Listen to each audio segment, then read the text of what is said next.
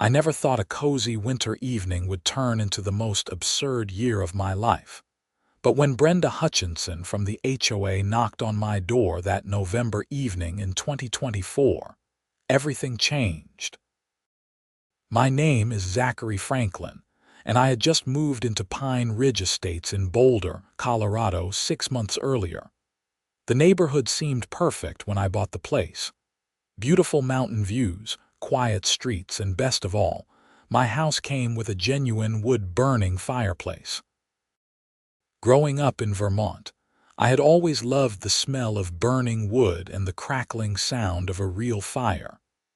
It reminded me of my childhood, of my dad teaching me how to stack logs properly, of winter evenings spent reading while the fire kept us warm. I was in my living room that evening, enjoying the warmth from my fireplace and watching the flames dance across the logs when the doorbell rang. Standing on my porch was a woman in her early 50s with short blonde hair styled in that particular way that screamed suburban authority. She wore a navy blazer despite it being 7 in the evening, and she held a clipboard like it was a weapon. "Zachary Franklin?" she asked, though her tone suggested she already knew exactly who I was. "That's me. Can I help you?" "I'm Brenda Hutchinson, president of the Pine Ridge Estates Homeowners Association.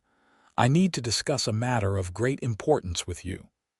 I invited her in, mostly because it was cold outside and I didn't want to heat the entire neighborhood. She stepped into my foyer and immediately wrinkled her nose. "That smell," she said. "That's exactly what I'm here about." "What smell?" I asked, genuinely confused. "The smoke. The wood smoke. It's been bothering several of your neighbors, and as HOA president, I'm here to address this issue before it escalates further." I stood there for a moment, trying to process what she was saying. "You mean smoke from my fireplace?" "Precisely. We've had no fewer than 4 complaints in the past 2 weeks. The smoke is wafting into neighboring yards, triggering allergies, and quite frankly, it's becoming a nuisance." I looked past her toward my fireplace, where the logs were burning cheerfully, completely oblivious to the drama they were apparently causing. "But I have a working fireplace. I assumed that meant I could use it." Brenda pulled out a packet of papers from her clipboard. "According to the Pine Ridge Estates HOA Guidelines, Section 12, Paragraph 4, any activity that creates a persistent nuisance to neighboring properties can be deemed a violation. The board has reviewed the complaints, and we're issuing you a formal warning." She handed me the papers, which I scanned quickly. Sure enough, buried in the dense legal language was something about nuisances, though nothing specifically mentioned fireplaces or wood smoke. "So what are you asking me to do?" I said, trying to keep my voice level. "We're strongly suggesting that you cease burning wood in your fireplace immediately. There are alternatives available. Many residents have switched to gas logs, which produce minimal smoke and no offensive odor. But I like burning wood. It's relaxing, and it's what the fireplace was designed for." Brenda's expression hardened. "Mr. Franklin, this is your official warning. If the complaints continue, the HOA will have no choice but to begin issuing fines. $500 per violation per day." $500 per day. I felt my stomach drop. That seems excessive for using a fireplace as intended.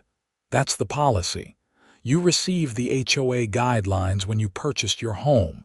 Ignorance isn't an excuse. She tucked her clipboard under her arm. "I suggest you make the switch quickly. Good evening." She left before I could respond, and I stood in my foyer holding the warning notice, feeling like I'd just been sucker punched. I went back to my living room and stared at the fire, which suddenly didn't seem as cozy anymore. Over the next few days, I did some research. I called a few lawyers who specialized in HOA disputes, but they all said roughly the same thing.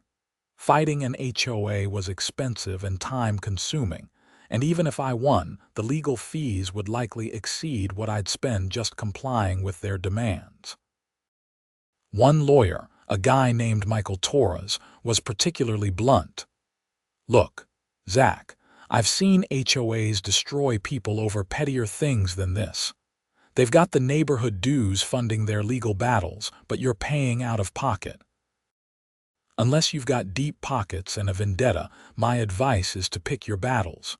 A gas log insert isn't the end of the world." He was right, but it bothered me on principle. I wasn't doing anything wrong. I wasn't burning trash or creating excessive smoke. I was just using my fireplace the way fireplaces had been used for centuries. But I also couldn't afford to hemorrhage money fighting the HOA, especially not with my job as a software developer being somewhat unstable after recent layoffs at my company. So I gave in. I called a local fireplace company called Mountain Hearth Installations and scheduled an appointment for them to come out and give me a quote on converting my wood-burning fireplace to gas logs. The technician who showed up was a younger guy named Ryan, probably in his late 20s, with the easygoing demeanor of someone who had seen this scenario play out many times before. "Let me guess," he said as he examined my fireplace. "HOA complaint. How did you know?"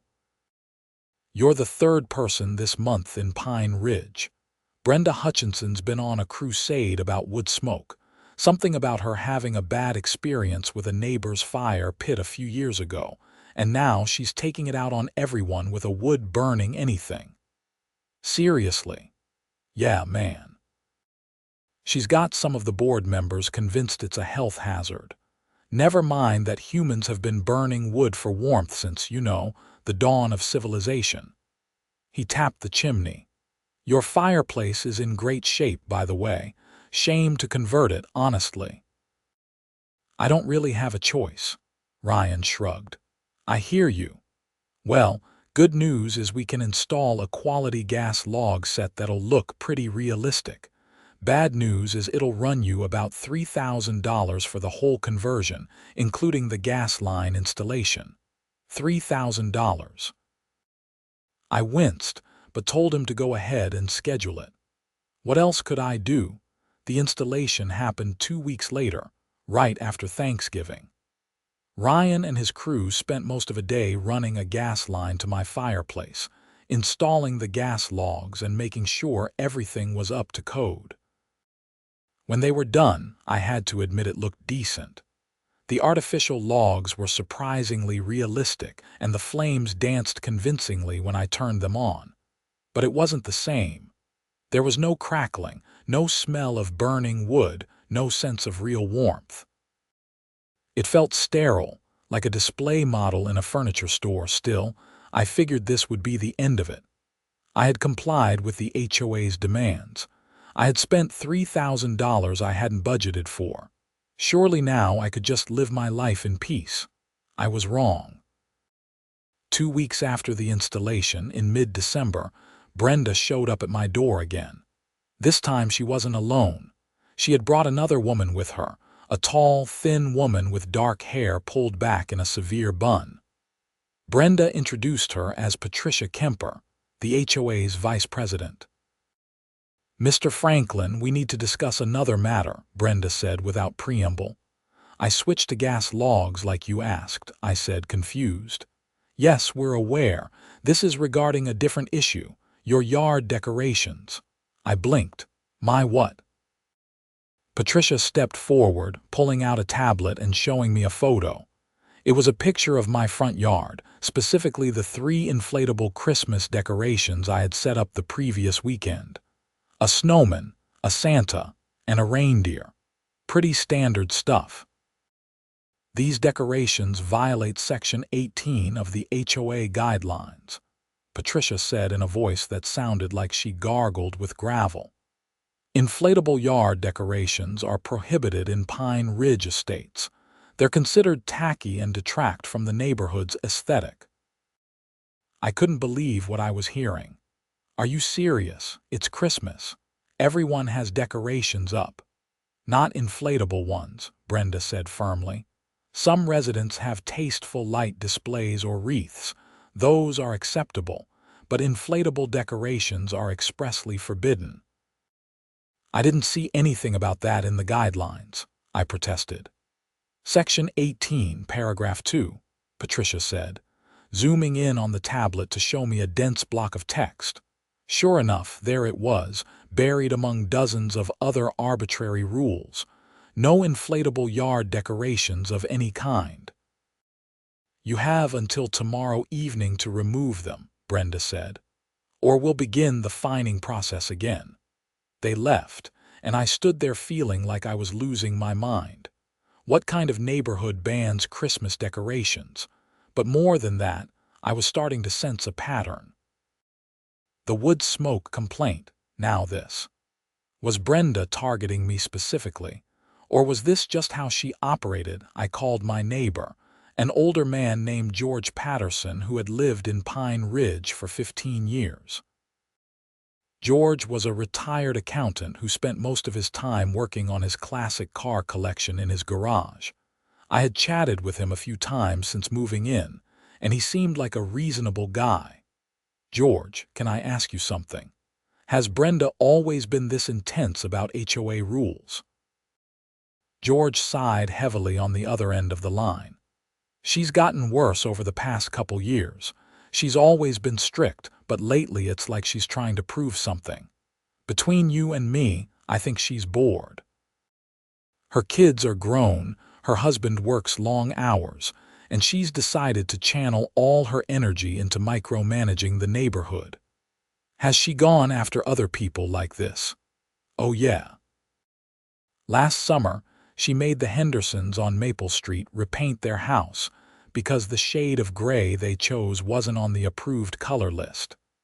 The year before that, she forced someone to remove a basketball hoop because it was 3 inches taller than the maximum height allowed. She's relentless. Why doesn't anyone stop her? Because most people just comply. It's easier than fighting. And the ones who do fight usually lose because the HOA has all the resources. Plus, Brenda's really good at rallying the board to her side. She's got Patricia and 2 other members who basically rubber stamp whatever she wants. I thanked George and hung up, feeling even more frustrated. But I took down the inflatable decorations the next day, replacing them with a simple wreath on my door. It was less festive, but at least it was compliant. Christmas came and went quietly. I spent it with my girlfriend, Amanda Voss, who lived in Denver and had been listening to my HOA horror stories with increasing disbelief. Amanda worked as a paralegal at a law firm downtown, and she had a much better understanding of legal matters than I did. "Zach, this is getting ridiculous," she said as we sat in her apartment on New Year's Eve.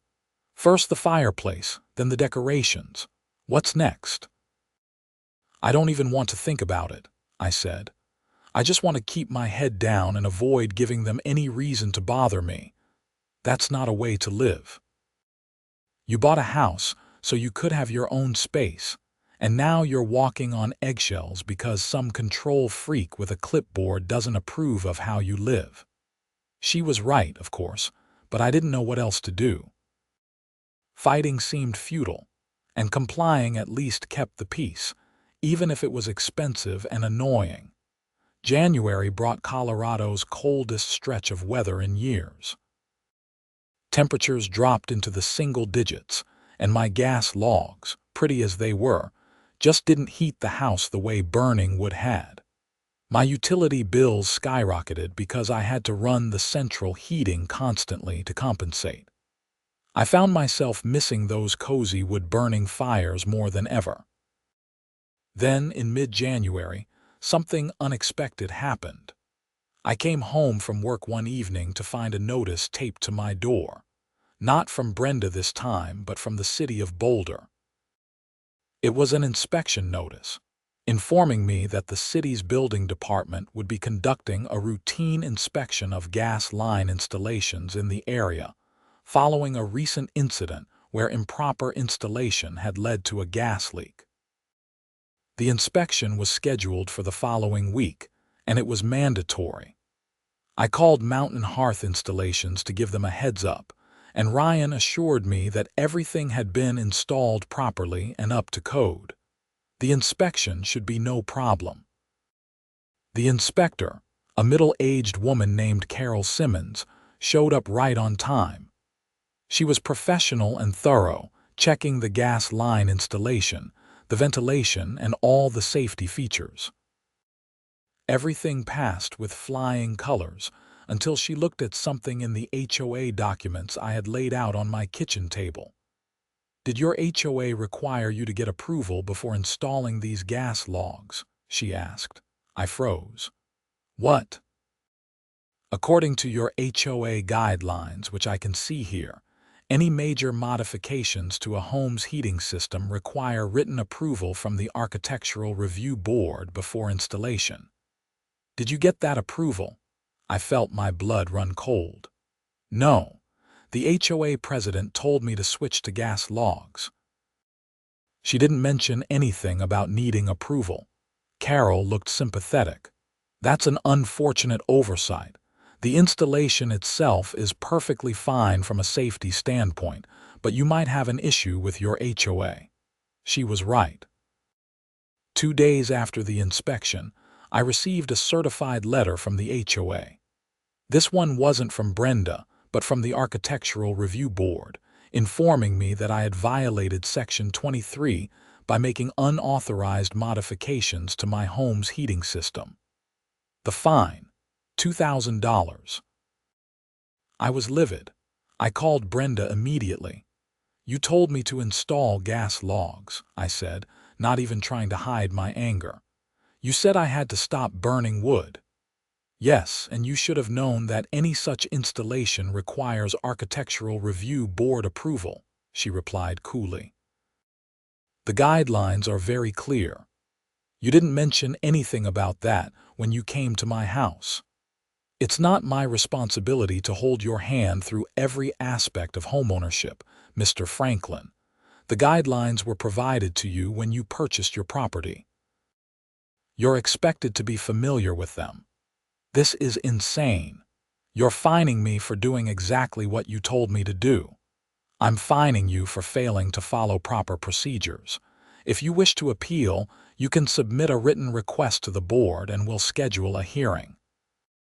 I hung up before I said something I'd regret. My hands were shaking with anger and frustration.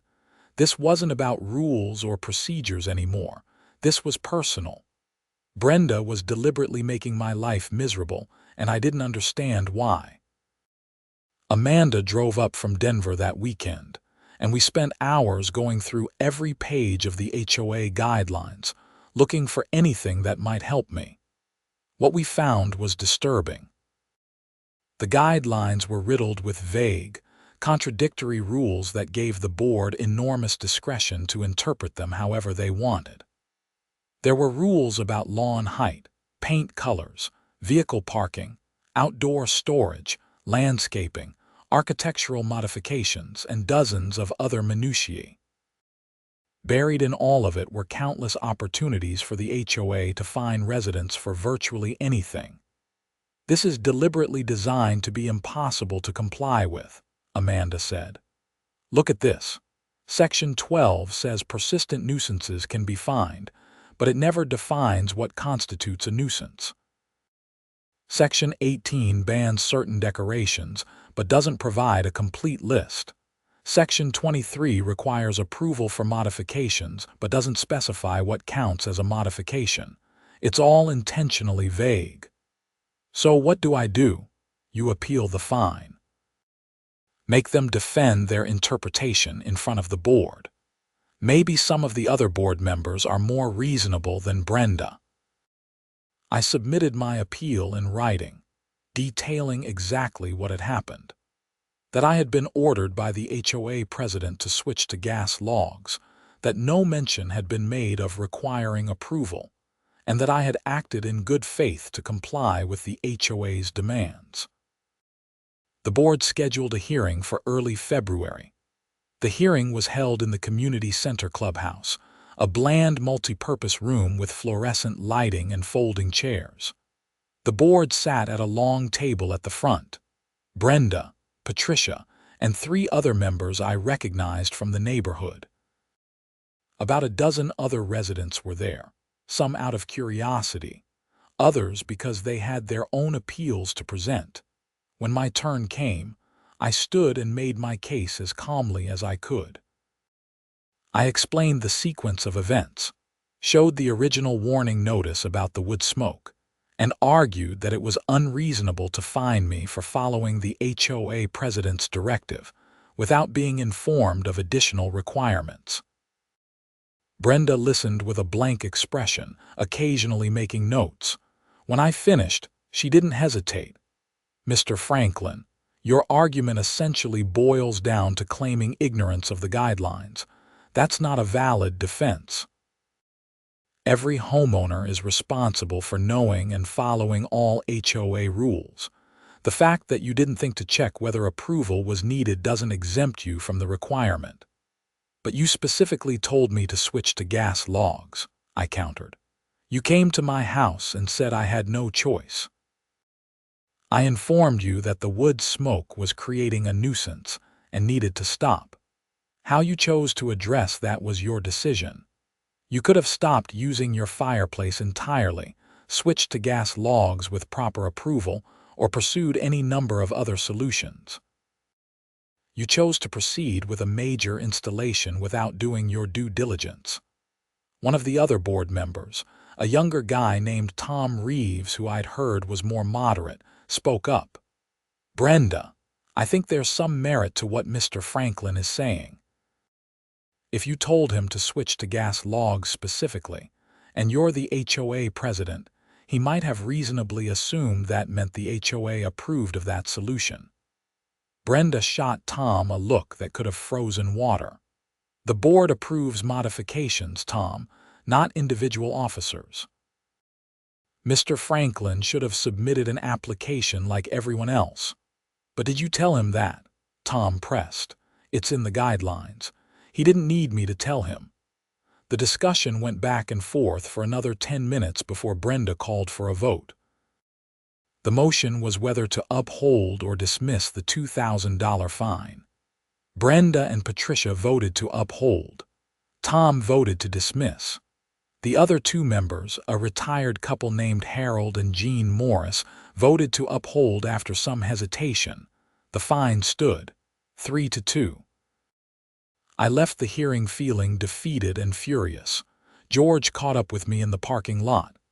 "That was brutal," he said. "For what it's worth, I think she's way out of line." "Then why doesn't anyone do anything about it?" I asked, probably more harshly than I intended. "Because she's the one who does everything. She organizes the community events, manages the budget, deals with the landscaping companies, coordinates the neighborhood watch. Most people don't want to put in that work, so they let her stay in charge even though she's a tyrant." "There has to be some way to hold her accountable," George shrugged.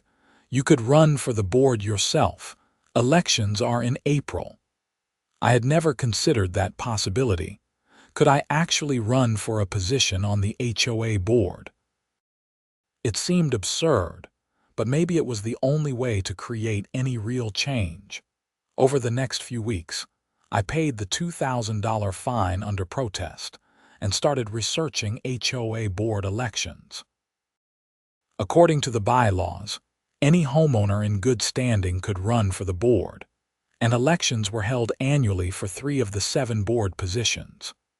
This year, Brenda's position as president wasn't up for election, but Patricia's vice president seat was, along with 2 other member positions.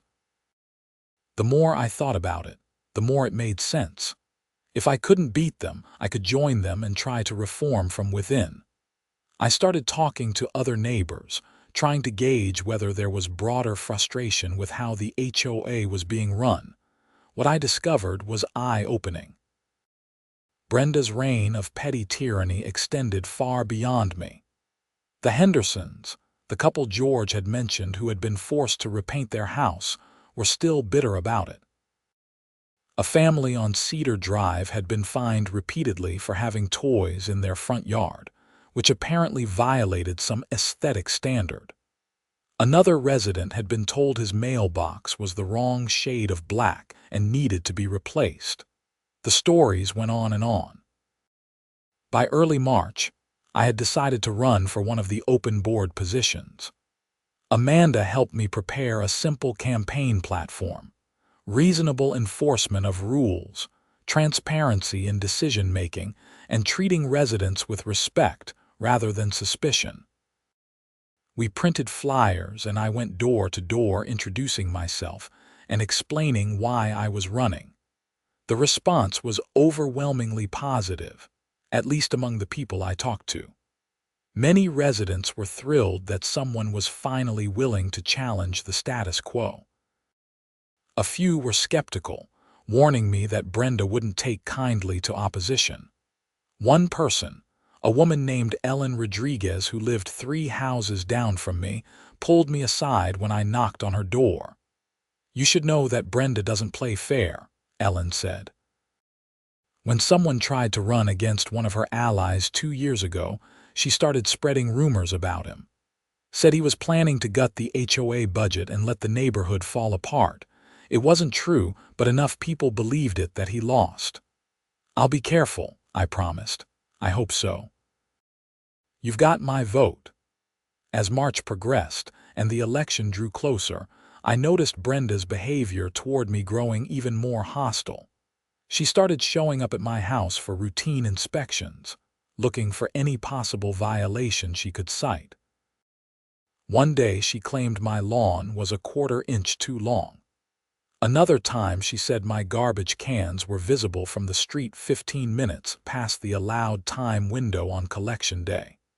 Each violation came with a fine, usually between $100 and $300. It was harassment, plain and simple, but proving it was another matter. Technically, she was just enforcing the rules, even if she was doing so selectively and vindictively. Then, in late March, things escalated dramatically. I came home from work to find a notice on my door informing me that my gas logs were creating a noxious odor, and multiple complaints had been received. The notice demanded that I cease using them immediately and threatened daily fines if I didn't comply. I was stunned. Gas logs didn't create odor. That was the entire point of switching from wood. I called Ryan at Mountain Hearth Installations, and he came out that evening to inspect the system. "Everything's working perfectly," he confirmed after testing the logs and checking for gas leaks. "There's no odor because these logs burn clean." That's literally their function. So Brenda's lying about complaints. Either that or whoever complained is confused about where a smell is coming from. But I'm telling you, your gas logs aren't producing any odor. I documented everything. Ryan's inspection report, photos of the gas log system, even a statement from George and several other neighbors saying they had never smelled anything unusual from my house. I submitted it all to the HOA along with a formal complaint about harassment. The response came from Patricia rather than Brenda. The HOA stood by the complaints and issued a formal warning. If I continued using the gas logs, I would be fined $500 per day. This was when Amanda finally convinced me to consult with another lawyer, someone who specialized specifically in HOA disputes. His name was David Chen, and his office was in Boulder.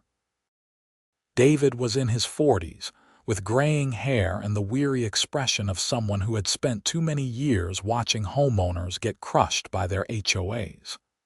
"The problem is the system is rigged in their favor," David explained when we met. HOAs are essentially mini-governments with huge amounts of power but almost no oversight. They can fine you, place liens on your property, and even foreclose if you don't pay. And because you signed the HOA agreement when you bought your house, you consented to their authority. So I'm screwed. Not necessarily. The key is that they have to follow their own rules and act in good faith. If we can prove they're selectively enforcing rules against you or acting vindictively, we might have a case for harassment. But it's an uphill battle. What if I just stopped paying the fines? Then they'd place a lien on your property, and eventually they could foreclose. I've seen it happen. People lose their homes over HOA disputes. That night, I couldn't sleep. I kept thinking about how I'd ended up in this situation. All I'd wanted was to enjoy my fireplace and live peacefully in my own home. Instead, I was being systematically harassed and bled dry by an organization that was supposed to serve the community's interests. The election took place in mid-April, during the annual HOA meeting. The whole neighborhood was invited, though only about 50 people showed up out of nearly 200 households. Brenda ran the meeting with her usual iron fist, quickly moving through the boring procedural stuff before getting to the elections. There were 3 positions up for election.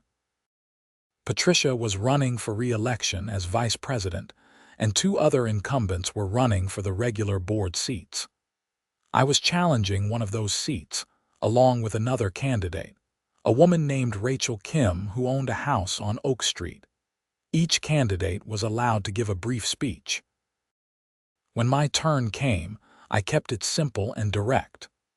I'm running because I believe the HOA should serve the residents, not control them. I believe rules should be enforced fairly and reasonably, not used as weapons against people who have done nothing wrong. I believe we should treat each other with respect and common sense. That's what I'll bring to this board if you elect me. It wasn't eloquent, but it was honest. The room applauded politely, though I noticed Brenda whispering something to Patricia with a sour expression. The voting was done by paper ballot, with results announced immediately after counting. It took about 20 minutes. When Brenda stood to announce the results, I felt my heart pounding. For the position of vice president, Patricia Kemper has been re-elected with 62% of the vote. No surprise there. Patricia's opponent had been a quiet guy who barely campaigned. For board position number 1, Harold Morris has been re-elected with 58% of the vote. Also expected. Harold was inoffensive and people generally liked him. For board position number 2, the winner is Zachary Franklin with 56% of the vote. I had won. I was now on the Pine Ridge Estates HOA board. Brenda's face went through an amazing sequence of expressions in about 2 seconds. Shock, anger, then forced neutrality. She continued with the rest of the meeting agenda, but I could feel her seething. After the meeting, several neighbors congratulated me, including George, Ellen, and the Hendersons. But more importantly, Tom Reeves pulled me aside. "Welcome to the board," he said. "I'm glad you won. Brenda's been running this place like her personal fiefdom for too long. With you here, that's 2 votes that might actually push back on her more ridiculous ideas." "Only 2 out of 7, I pointed out. Better than 1. Jean Morris is pretty independent too, even if Harold usually sides with Brenda. We might be able to build a coalition." Over the next few weeks, I learned just how much work went into being on an HOA board. There were monthly meetings, committee assignments, emails from residents with questions or complaints, and endless paperwork. Brenda made it clear she expected me to handle the most tedious tasks, probably hoping I'd get frustrated and quit. But I stuck with it, and I started to see how decisions were really made. Brenda would propose something, Patricia would immediately second it, and Harold would usually go along. Jean was more independent but rarely spoke up. The other 2 board members, a couple named Frank and Dorothy Sullivan, mostly just wanted to keep the peace and avoid conflict. My first real test came in May, when a resident submitted a request to install solar panels on his roof.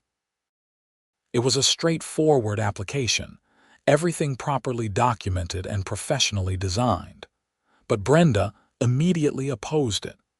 Solar panels are unsightly and will negatively impact property values, she declared at the board meeting where we reviewed the application. They're on the back of the roof, barely visible from the street, I countered. And solar panels actually increase property values according to most studies. They don't fit the aesthetic of Pine Ridge estates.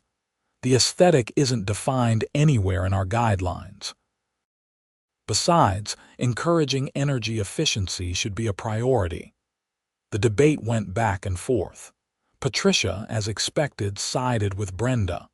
Harold did too, mumbling something about tradition. But Tom and Jean both agreed with me, and after some discussion, Frank Sullivan surprised everyone by saying he thought solar panels were a good idea. That made it 4 votes to 3 in favor of approving the application. Brenda looked like she'd swallowed a lemon, but she had to accept the vote. It was a small victory, but it felt enormous. For the first time, Brenda hadn't gotten her way. After that meeting, the harassment against me intensified. Brenda started showing up at my house even more frequently, sometimes 2 or 3 times a week, always finding something to cite. My house numbers were slightly faded and needed repainting. My hedges extended 4 inches beyond the property line. My doormat was the wrong color. Each citation came with a fine. By June, I had accumulated over $3,000 in various HOA fines, most of them for absurdly minor issues that would never have been noticed if Brenda weren't specifically looking for them. I documented everything. Every citation, every fine, every interaction. Amanda helped me build a comprehensive file showing the pattern of harassment. The evidence was damning. In the 6 months since I'd challenged Brenda by running for the board, I had received more citations than any other resident in the neighborhood's 15-year history. In July, I filed a formal complaint with the board, requesting that all my recent fines be dismissed on the grounds that they represented targeted harassment rather than legitimate enforcement of community standards. I included my documentation, statements from neighbors, and a letter from David Chen explaining the legal issues with selective enforcement. The board meeting where my complaint was heard was tense. Brenda tried to control the discussion, but Tom kept interrupting her, forcing her to address specific evidence. How do you explain that Mr. Franklin has received 42 citations in the past 6 months when no other resident has received more than 3? Tom asked. Mr. Franklin's property has had more violations, Brenda replied stiffly. Or you've been inspecting his property more frequently than anyone else's. I inspect all properties equally. Then you should have documentation showing regular inspections of other homes. Can you provide that? Brenda hesitated. The documentation isn't organized in that manner. Because it doesn't exist, I interjected. You've been targeting me specifically because I dared to challenge your authority. That's a serious accusation, Mr. Franklin, and completely unfounded. Jean Morris, who had been silent until now, spoke up. Brenda, I've lived in this neighborhood for 12 years, and I can't remember the last time you inspected my property. I think Tom has a point. The discussion continued for another hour. Finally, Tom made a motion to dismiss all fines against me from the past 6 months and to implement a formal inspection policy that would treat all residents equally. Jean seconded it. Frank Sullivan, looking uncomfortable but determined, voted in favor. Dorothy Sullivan followed her husband's lead. That was 4 votes. Harold and Patricia voted against as expected. Brenda, as board president, normally didn't vote except to break ties, but this motion had already passed 4-2. My fines were dismissed. It was a major victory, but I knew it would come at a cost. That cost became apparent the next day when I received a letter from Brenda's personal attorney. not the HOA's lawyer, threatening me with a defamation lawsuit for accusing her of harassment during the board meeting. The letter was aggressive and clearly designed to intimidate me. David Chen reviewed it and told me it was mostly bluster. Board meetings are privileged spaces for discussing community business, he explained.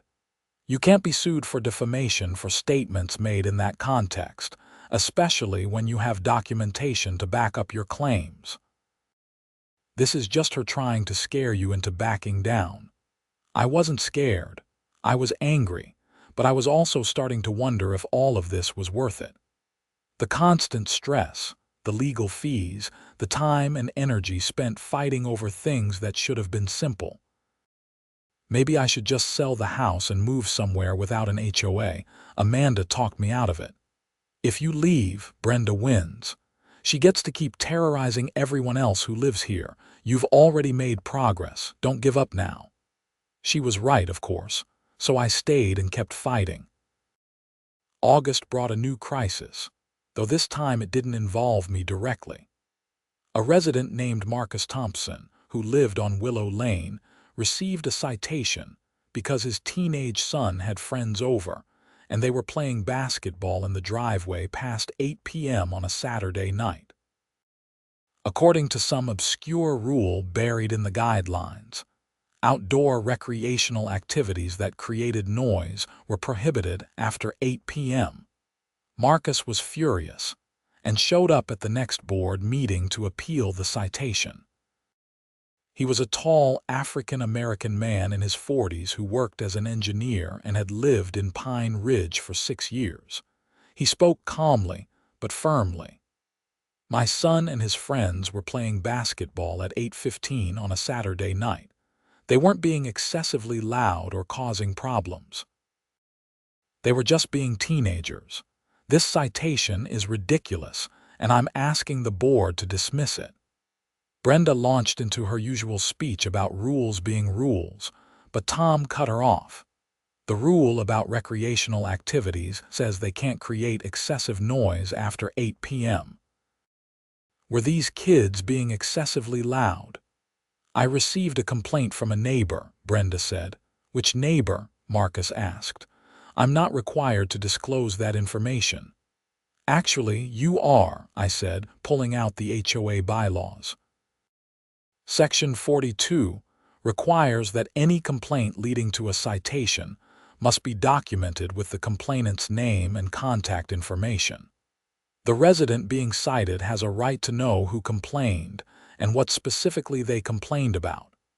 Brenda's jaw tightened. The complainant wished to remain anonymous. Then the complaint isn't valid according to our own rules, Tom said. I moved to dismiss the citation. Jean seconded. The vote was 4-3 again, with the same alignment as before. Marcus's citation was dismissed. After the meeting, Marcus pulled me aside. Thank you for standing up to her. I was about to lose my mind over this. She's been doing this to people for years, I said. It's time someone pushed back. If you ever need support, let me know. I'm happy to help however I can. That conversation with Marcus gave me an idea. What if I wasn't the only one fighting Brenda? What if we organized, over the next few weeks? I reached out to everyone in the neighborhood who had been on the receiving end of Brenda's enforcement crusades. Ellen Rodriguez, the Hendersons, Marcus Thompson, and about 20 other residents. We started meeting informally, usually at a coffee shop outside the neighborhood, to share our experiences and discuss strategies. What emerged was a clear pattern. Brenda didn't target everyone equally. She went after people who were different in some way. Younger residents, minorities, anyone who questioned her authority. The people she left alone were mostly older, white, conservative homeowners who never made waves. It wasn't necessarily conscious racism or ageism on her part, but it was definitely bias. And it was creating a hostile environment in what should have been a welcoming community. Our informal group decided to start attending every board meeting in force. not causing disruptions, but making our presence known. We wanted Brenda and the rest of the board to see that residents were paying attention and wouldn't be pushed around anymore. The first meeting we all attended together was in September.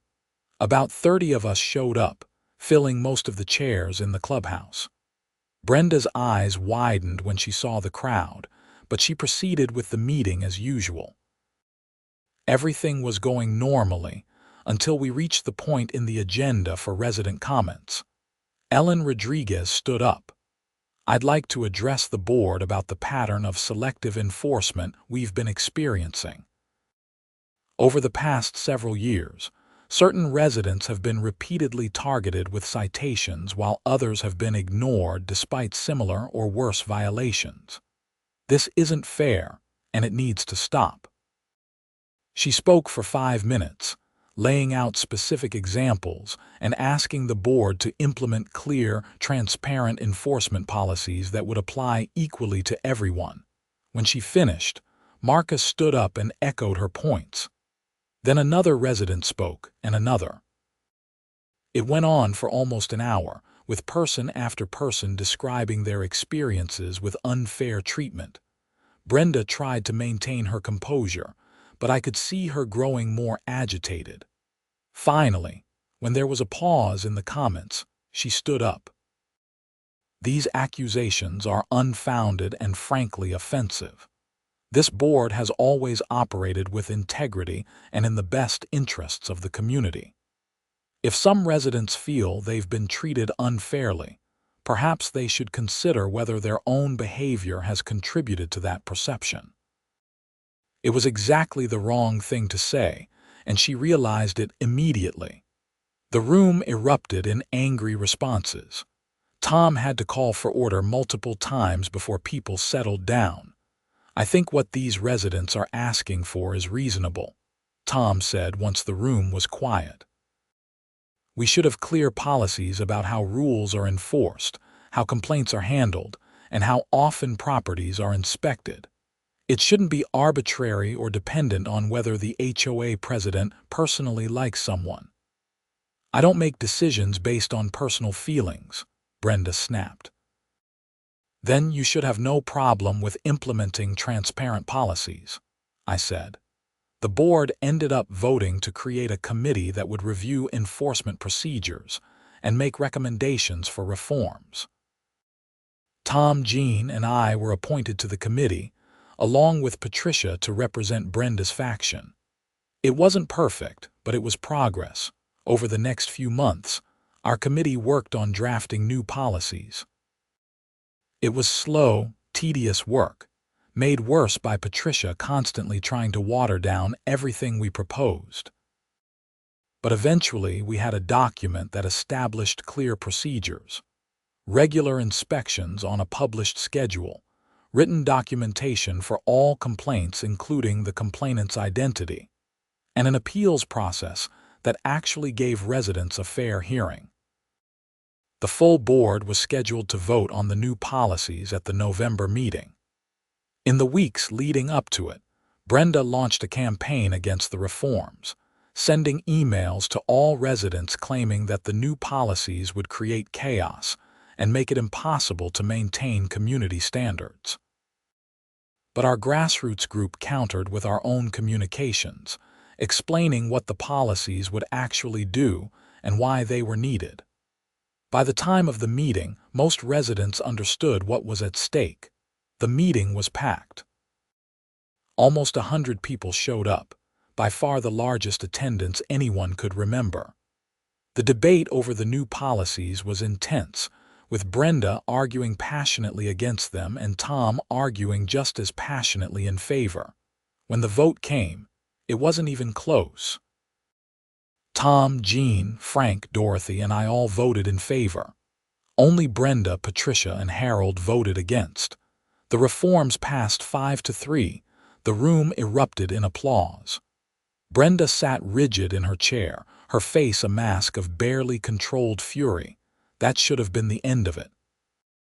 The reforms were implemented, enforcement became more fair and predictable, and life in Pine Ridge Estates became noticeably less stressful for most residents. But Brenda wasn't done yet. In December, something strange started happening. Several residents, including Ellen Rodriguez and Marcus Thompson, received letters from a law firm claiming they owed money to the HOA for various unpaid fines. The problem was that these fines had never been issued.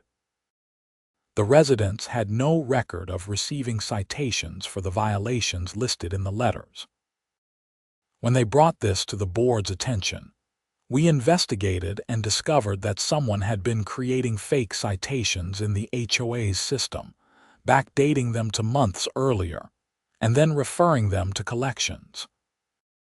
The law firm involved was legitimate, but had been given false information about the debts. This was serious. This was fraud. We hired a forensic accountant to review the HOA's records, and what she found was shocking.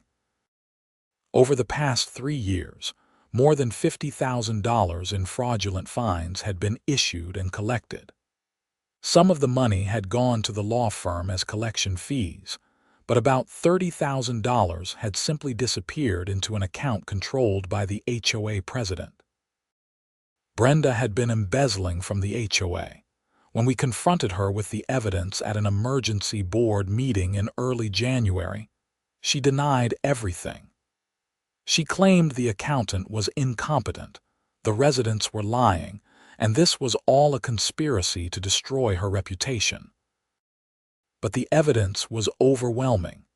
Bank records showed regular transfers from the HOA's main account to a personal account in Brenda's name. The forensic accountant had matched the timing of the transfers to the issuance of the fake fines.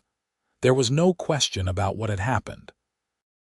Tom made a motion to immediately remove Brenda as HOA president and to report the matter to the Boulder County District Attorney's Office.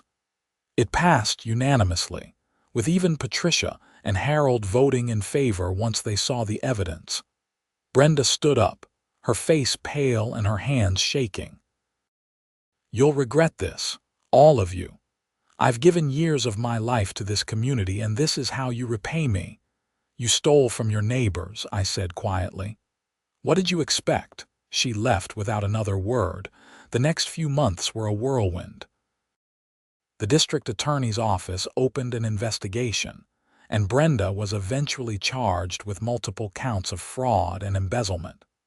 Her lawyer negotiated a plea deal. She would plead guilty to reduce charges, pay full restitution plus damages, and serve 2 years of probation. It was a relatively light sentence, but the judge made it clear that any violation of probation would result in jail time. The HOA also filed a civil lawsuit to recover not just the stolen money, but additional damages. That case was still pending as of March 2025, but our lawyer was confident we'd prevail. With Brenda gone, the board elected Tom as the new president. He immediately began implementing additional reforms, making the HOA more transparent and responsive to residents' needs. The atmosphere in Pine Ridge Estates changed dramatically. People were friendlier, more relaxed. It felt like a real community instead of a police state. As for me, I finally got to enjoy my house.